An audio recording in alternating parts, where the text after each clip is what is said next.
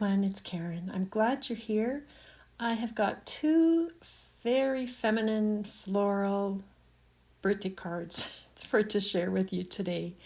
And they both use this Garden of Hope paper collection from Paper Rose, which is new. I'm also going to use this cake die on this first card. And to get it started, I've chosen this particular piece of cardstock from that paper pack. Now for that bottom layer of the cake, I wanted to have a few more flowers on it, and so I've cut out this little spring section here and I have put the die on it, and I'm just trimming out enough to fit that bottom layer of the cake. And then I just tape that in. And for the other layers, I rotated that and I used the other side. So I've got those cut out there. Now save that little piece of scrap cardstock because we'll use that again later. Here I'm just putting some Nuvo Moonstone Glimmer paste on those layers of cake, and I set them aside to dry. Now this is a trifold, so I've got two A2 size cards, so two 4 1/4 by 5.5 inch cards. Now when you put them together, they don't quite line up, so if you just take off about that, I don't know, I think that's 1/8 of an inch from one edge of each of those two A2 size cards. And then when you glue these together, those two shorter edges will go together there and it will all work. Now I've cut here a piece of this floral cardstock that is 4 1/4 by 5.5 inches. And I'm going to glue it to the front of that trifold, but I have not put glue down in the very center because when we put that square frame on, it will cut out, that centerpiece will be cut out. Now to make that square frame, I've used these stitched square frames dies, but you can also make your own square using two square dies and just have them offset a bit. Now my top layer, I'm using this Nuvo Glacier paste in Mambo Melon, and I've just gone around the outside of my cardstock. I sort of sized it to fit this die, and I just colored up the outside edges so I didn't waste my Glacier paste. So I've glued the three white layers together, and I'm just adding that pink one on top.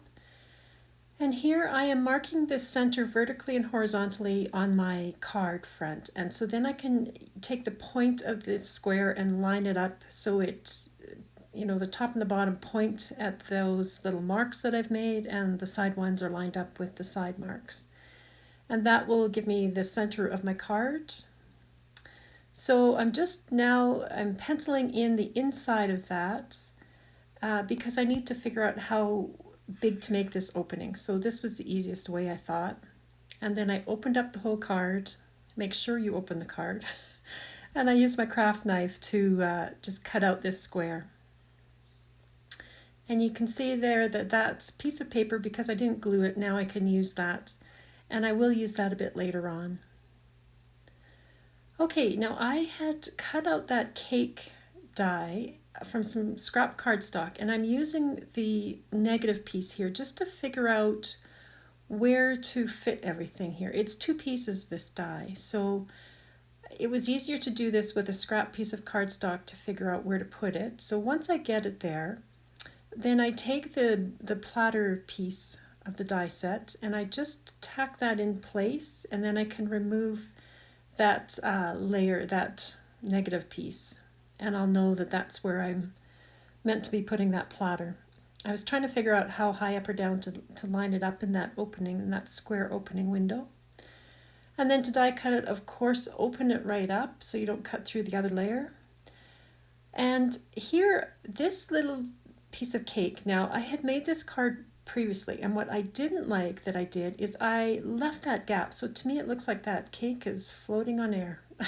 So to fix that, I've shifted this die down so you can see that that cutting line is just on the other side of the platter line, and then I cut it out like that. Now I also cut, I think, 3 white platters and just one layer of each cake layer from white cardstock, and I'm just gluing those together. I just wanted to add a little bit of dimension, and it's not going to block the flow of the card because it's open at the front. So then I just did a die inlay technique to put these pieces back in. So I've just closed that middle layer, I glue the pieces in, And I like to open it up right away because with my luck, I will have glued the whole thing together. so, so there you go. All 4 layers are in there on the platter. Now from these pieces, I cut out these little flower bits. I just fussy cut them out. I wasn't too fussy with how they looked because they're going to go on the inside now, all around this platter. So this is what I did. I just cut those out and glued them in place. I put some on the top and some down on the bottom, just to make it look like there are flowers all around. And what you want to be careful of is that you don't cover up the cake or that platter, because then it won't be a surprise when the card is opened. So now I'm just gluing that frame down onto the front, now that I've got the inside done. And then all that I had left to do is I added this sentiment. It is the birthday layered die set from Paper Rose, and I've just stamped that little happy. I'll have everything listed down below. Now on my first card, I covered up that platter, and my husband and son couldn't figure out what that picture was at the beginning on the first layer of the card. So here I'm shifting the birthday sentiment further down so that the platter of the cake is showing, and I hope that makes it easier to guess what's coming. So I just glue those down to that square frame. You could put foam underneath or layers of cardstock under the ends of that word, but I left it like that, and I just added a few pearls. So now when you open it, there's lots of room to write a message in there, but it's a bit of a surprise on the inside, and I just really like that. Definitely a feminine floral card. Okay, here's my second card. Now, this is a double slider card. I have just recently done a video on my YouTube channel, and I will put a link in the description box to that video because I have a template there for how to make this. But I'm just showing you here how I put this one together. So these are the supplies I've been using. I did the ink blending on the bottom is with Distress Oxide and Picked Raspberry and Kitsch Flamingo, and I stenciled on that floral border with Nuvo Moonstone Glimmer paste. So those 2 outer layers will expand out, and they will be attached to this center mechanism. So all the dimensions are in my other video, and there's a template there that you can get if you're interested. But I'll just show you how I've done this one. So I've got a piece of plastic from a Ziploc bag actually, and I've got some tape on it, and I'm just folding it over that mechanism, trimming off the extra. And then you just want to be sure that this will rotate smoothly and easily. So it shouldn't be put on too tightly. Now that little seam is what stops this from going all the way around. So you do want to be careful where you position that. And on these 2 opening wings, I am putting some double-sided tape. Now one will be on the front, and then I'm flipping this one over and putting the tape on the back because they will attach to that mechanism, one on the front and one on the back. So I've removed the release paper on that bottom one, and I'm just lining it up in between that sort of top and bottom of that eye piece or the mechanism, and I'm just attaching the outer edge where that tape is onto the plastic. So that seam I have is all the way over to the right there underneath where I'm attaching this.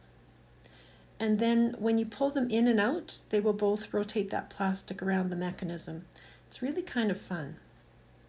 Okay, so the front piece is on the bottom there under my left hand, and I'm just lining the back up. So I'm butting up the back to the front, lining up the edges, and then I just fold that flap down and join those 2 pieces together. So that's going to be what the whole mechanism sits inside.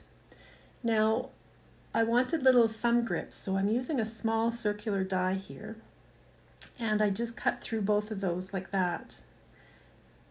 And this is the mechanism. So basically when you go to put this in, you need to have these little end pieces out just slightly, and I've got a little 1/8 of an inch tape on the top and the bottom.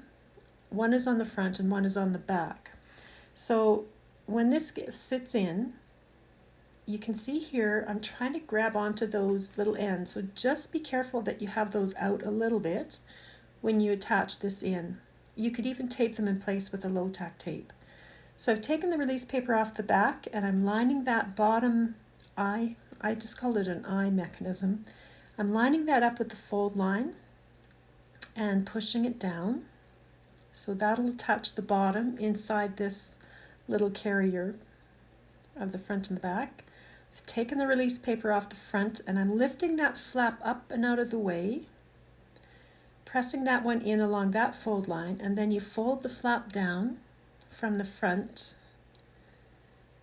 and remove that release paper, and then I'm going to just fold the back over the front so everything's wedged inside, as long as your fingers aren't in there, unlike mine. And then just press everything down, and that's the mechanism. It's super easy, but really quite fun. Now I'm just showing you here that when I die cut those thumb grips, it flattened out that Moonstone Glimmer paste. So just keep that in mind. You might want to cut the thumb holes before you attach or before you do the stenciling. So here I'm putting on these little thumb grips, just gluing them in place. I've got them lined up where I want them to go with those holes, the thumb holes, and just gluing down the front and the back. And this is what I stamped the pull sentiment onto. I just find it gives you a bit more room, and then you can figure out a little bit better that you're meant to pull both of those. Okay, now on the inside, look at these die cuts. Aren't those fun? I have chosen to put those on the inside. So here I've added that sentiment to the front and the flowers, and then when you pull it out, it's all the cakes and some more flowers and macarons and chocolates. And I just thought that was a fun birthday card. But you can see it will not stand up. So I cut an extra piece of card that is 8 inches wide by 5.5 inches, fold it in half, and then I just glue that to the back. And when you do that, then now you've got a place to write a sentiment, but also it stands up. And I would choose with this to use a strong piece, like 110 pound for this back flap. And I think for the rest of this card, you could get away with 80-pound cardstock, maybe 100 pound, but I don't think you want it to be super strong. So there's the place to write the sentiment, and it does stand up, and it opens out just fine. So thank you very much for joining me again, everyone. I hope you're having a great day, and I hope I've given you a little bit of inspiration on how to make these cards.